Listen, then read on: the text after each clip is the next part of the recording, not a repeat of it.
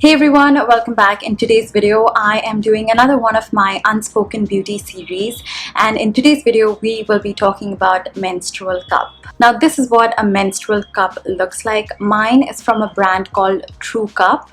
So this is what it looks like if you've never seen one. It comes with a stem like this, and it is a funnel dome-shaped cup that collects all your menstrual fluids. I used to use tampons earlier, and 3 months ago I made the switch to menstrual cup, and there is no going back for me. This is one of the best experiences I have had, and it is very environmentally friendly as well, and I just loved the experience. I've always shied away from it because I felt it was a little difficult for me to use, and there definitely was a learning curve. I tried using a menstrual cup like years ago, and I just could not get it to insert, and throughout the years I have learned a lot of things that has helped me and made the process easier. So I thought it is finally time for me to sit down and make this video and try and make it as educative as possible so that you guys can end up using menstrual cups as well. I also have to give a huge shout out to my friend Shrija, because she really helped me and encouraged me to try and use this, and really helped me out when it came to inserting it, removing it. So everything that I've learned is actually from her, and then the practice that I've had in these 3 months. The first thing that you're going to do to a new menstrual cup is sterilize it, and to do that you can just put it in a pan of boiling water and simmer it for 3 to 5 minutes, and then you can go ahead and use your menstrual cup. Make sure that it's not hot, let it come down to room temperature, dry it up, and then begin insertion. Now, to insert the menstrual cup, there are several different types of folds that are available. I only know of 3. There is the C-shape one, and this is how you do it. You press the cup on the top and then you fold it into a C shape like this. Then there is the push down fold, which is the method that I like to use personally, and this makes the smallest diameter for insertion, so it is the easiest. So for that, you just push the cup downwards like so, and then fold it into a triangle shape like this, and then this makes it very easy to insert the cup. And lastly, we have the 7-fold method, where again you press the cup on top, you flatten it, and then you fold it diagonally, and then you get this shape right here, and then this way again it becomes a very small diameter for you to insert. So these are the different kind of folds that you can do before you insert, and while you insert it, there are several ways you could do it. First is squatting, so you can sit down, and that really helps in relaxing your vaginal muscles, and that's one way to insert it. The other way is to sit on your toilet and then insert it, and the third way is to put one foot on top of the toilet and then insert it. So you can do it whatever feels the most comfortable for you and whatever comes naturally to you. And one of the most important things that you have to do before you insert is to be really calm. You need to relax. Do not clench your muscles. The more you clench your muscles, it's going to hurt. So make sure you take a couple of deep breaths in, really relax, and think of the menstrual cup as a part of your own body and not a foreign object that you're trying to insert.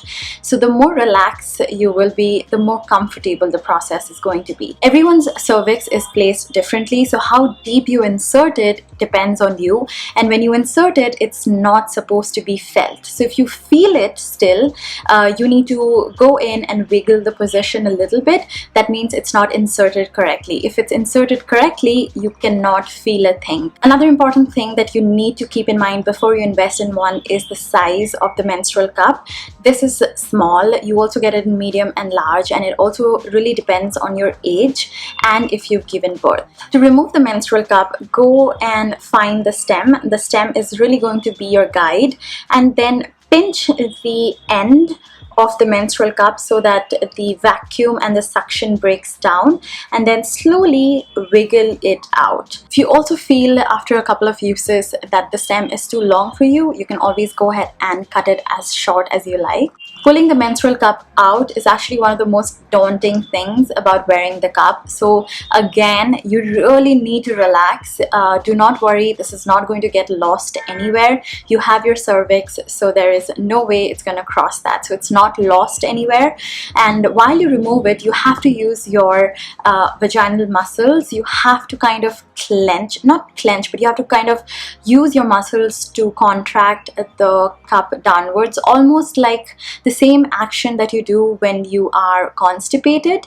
The same muscles that you contract to push your poop out, it's exactly the same way. It's gonna push the cup downwards, then you're gonna feel the stem, then you can press and break the vacuum and then pull it outwards. Be very careful when you pull it out the first couple of times, because there will be blood everywhere and it can get slippery and your cup may slip and fall out of your hand and fall into the toilet. So make sure that you are holding it well, that you have a good grip on, and it all comes with practice. It's okay if you fail.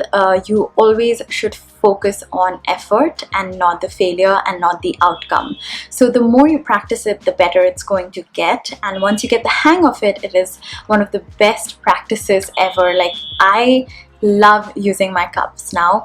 Let me also tell you, the first time that I actually pulled my menstrual cup out, I almost fainted.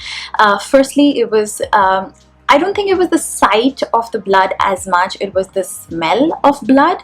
I have never collectively seen a cup of blood, especially coming out of me. So that really was a very graphic scene for me. I almost felt like I was fainting. I could feel like my limbs tingling, almost the same feeling you get when you have low blood sugar, when you feel like you're going to black out. That's how I felt, and I almost gave up on wearing the cup. I'm like, never again. But then I took a nap, I woke up, I felt refreshed, and then I was like, you know what, I'm not going to give up on this, let me try it. And then I tried it again, and it was much more easier the next time around. And I just usually tend to throw out the blood in the toilet without even looking, and then I take my hand shower and clean it all out. There are a lot of menstrual cup washes also available, so you can use them between washes, but just using plain water can also do the trick. And then you can just go ahead and reinsert the cup. You can place your cup for up to 8 hours and it's going to stay in no matter what. You can do whatever you want to. I have even worked out while wearing my menstrual cup and it does not move at all. If you're wearing the cup the first few times, it's okay to wear a panty liner or a pad in your panty, so that, you know, if there is any leakage or if you didn't insert it correctly and there is a leakage, then the panty liner or the pad will collect anything that leaks. Or else once you get used to it, you can always go without any pads or panty liners. I still on the first few days wear a panty liner just in case there is a little bit of leakage. Once you're done with your periods, go ahead and sterilize the cup again. Just simmer it in boiling water for 3 to 5 minutes and then always place it in the bag that it comes with. You can just put it inside it and then seal it until the next month. The reason why I would prefer menstrual cup over tampons is because tampons usually soak up all of the fluids in your vagina and makes it really dry.